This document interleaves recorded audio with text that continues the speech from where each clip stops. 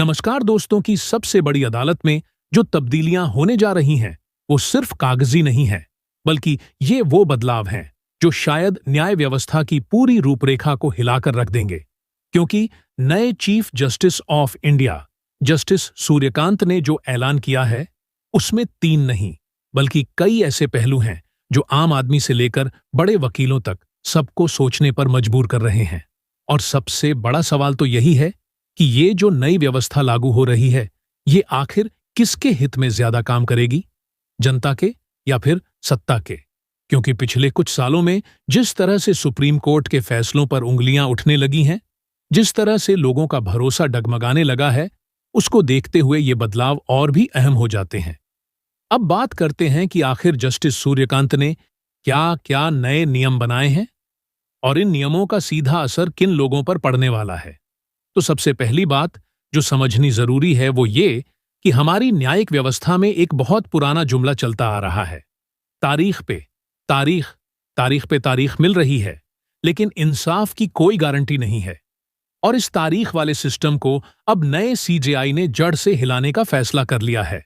उन्होंने साफ शब्दों में कह दिया है कि अब सुप्रीम कोर्ट में तारीख पर तारीख मिलने का खेल बंद होगा और जो लगभग 90 से 95 हजार केस इस वक्त लंबित पड़े हैं उनको निपटाने के लिए एक ठोस योजना बनाई गई है जो आज यानी 1 दिसंबर से लागू हो चुकी है।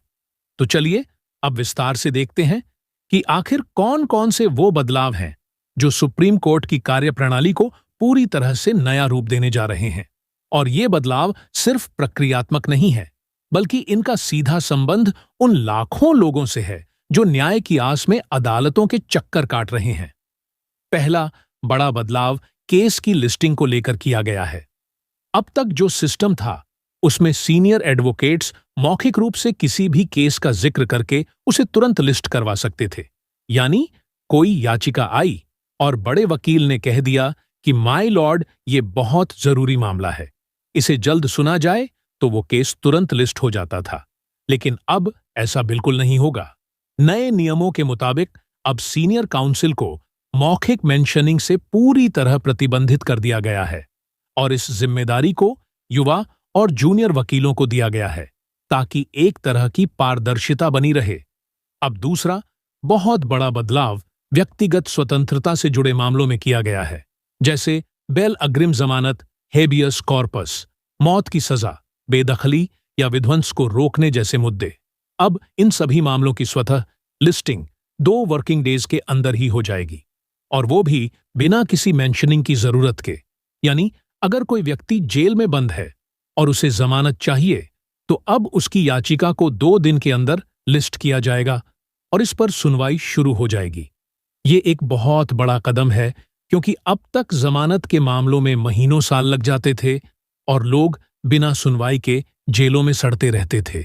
लेकिन अब ये नियम बदल गया है और यहां पर एक बात गौर करने वाली है कि उमर खालिद का केस जो पिछले 5-6 सालों से चल रहा है और अभी तक उन्हें जमानत नहीं मिल पाई है, तो अब इन नए नियमों को देखते हुए कहा जा रहा है कि शायद उमर खालिद और उनके जैसे दूसरे लोगों को भी जमानत मिल सकती है, क्योंकि जमानत के नियमों में जो डील दी गई है वो काफी महत्वपूर्ण है। तीसरा बड़ा बदलाव स्थगन यानी एडजर्नमेंट को लेकर किया गया है। अब तक जो होता था कि वकील किसी भी बहाने से केस को टालते रहते थे। कभी कहते कि हमें और तैयारी चाहिए, कभी कहते कि हम बीमार हैं, कभी कुछ और बहाना बना देते थे और इस तरह से एक केस सालों साल खिंचता चला जाता था। लेकिन अब सुप्रीम कोर्ट ने इस पर भी सख्ती कर दी है। नए नियमों के अनुसार अब स्थगन केवल शोक गंभीर स्वास्थ्य समस्या या बेहद जरूरी और अपरिहार्य परिस्थिति में ही दिया जाएगा और वो भी ऑनलाइन निर्धारित फॉर्मेट में ईमेल के जरिए भेजना अनिवार्य होगा। साथ ही ये भी बताना होगा कि इससे पहले कितनी बार स्थगन लिया जा चुका है। यानी अब बेवजह केस को लटकाना नामुमकिन हो जाएगा।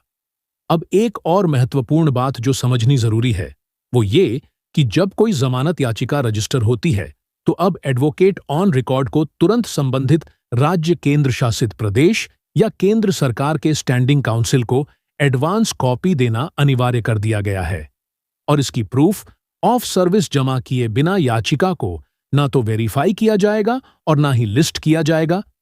इससे सरकार की तरफ से भी अदालत में प्रभावी प्रतिनिधित्व सुनिश्चित हो जाएगा और दोनों पक्षों को तैयारी का पूरा मौका मिलेगा ताकि सुनवाई में किसी तरह की देरी ना हो। एक और नया नियम लागू किया गया है। जहां स्वतः लिस्टिंग लागू नहीं होगी, वहां वकीलों को तय प्रोफार्मा और विस्तृत अर्जेंसी लेटर के साथ दोपहर 3 बजे तक आवेदन देना होगा और शनिवार को यह समय सीमा 11:30 बजे तक रहेगी। हालांकि बहुत ही जरूरी और आपातकालीन मामलों में इस दस्तावेज को सुबह 10:30 बजे तक भी जमा किया जा सकता है, लेकिन इसके लिए अर्जेंसी लेटर में यह साबित करना होगा कि मामला इतना गंभीर है कि वो सामान्य प्रक्रिया का इंतजार नहीं कर सकता। यानी अब हर किसी को अर्जेंसी के नाम पर फायदा नहीं मिलेगा, बल्कि सही मायने में जरूरतमंद लोगों को ही प्राथमिकता दी जाएगी। अब बात करते हैं कि इन सभी बदलावों का असली मतलब क्या है और ये जनता के पक्ष में है या सरकार के पक्ष में। तो देखिए, एक तरफ तो ये नियम बहुत सकारात्मक लग रहे हैं क्योंकि इससे आम आदमी को तेजी से न्याय मिल सकेगा। जमानत के मामले जल्दी निपटेंगे, केसों की अनावश्यक टालमटोल खत्म होगी और पारदर्शिता बढ़ेगी। लेकिन दूसरी तरफ कुछ लोगों का यह भी कहना है कि सीनियर एडवोकेट्स को मौखिक मेंशनिंग से रोकने का फैसला कहीं न कहीं उन लोगों को प्रभावित कर सकता है जो तुरंत राहत की उम्मीद में सुप्रीम कोर्ट आते हैं, क्योंकि कभी-कभी ऐसे मामले होते हैं जिनमें एक-एक दिन की देरी भी खतरनाक साबित हो सकती है। और ऐसे में अगर लिखित प्रक्रिया में समय लग गया तो क्या होगा? ये एक बड़ा सवाल है। वहीं दूसरी तरफ जो जमानत के नियमों में डील दी गई है, वो निश्चित रूप से एक बड़ा कदम है, क्योंकि भारत में जेलों में बंद लोगों में से लगभग 60 से 70% लोग अंडर ट्रायल कैदी हैं, यानी वो लोग जिनका अभी तक ट्रायल भी पूरा नहीं हुआ है और वो सालों से बिना किसी सजा के जेल में बंद हैं। तो अगर ये नए नियम सही तरीके से लागू होते हैं तो इन लोगों को राहत मिल सकती है और ये न्याय व्यवस्था के लिए एक बड़ी उपलब्धि होगी। लेकिन साथ ही ये भी देखना होगा कि कहीं इन नियमों का दुरुपयोग तो नहीं हो रहा है और कहीं किसी खास तरह के मामलों को तो नहीं रोका जा रहा है, क्योंकि जब भी कोई नया सिस्टम आता है तो उसमें खामियां भी होती हैं और उन खामियों का फायदा उठाने वाले लोग भी हमेशा मौजूद रहते हैं।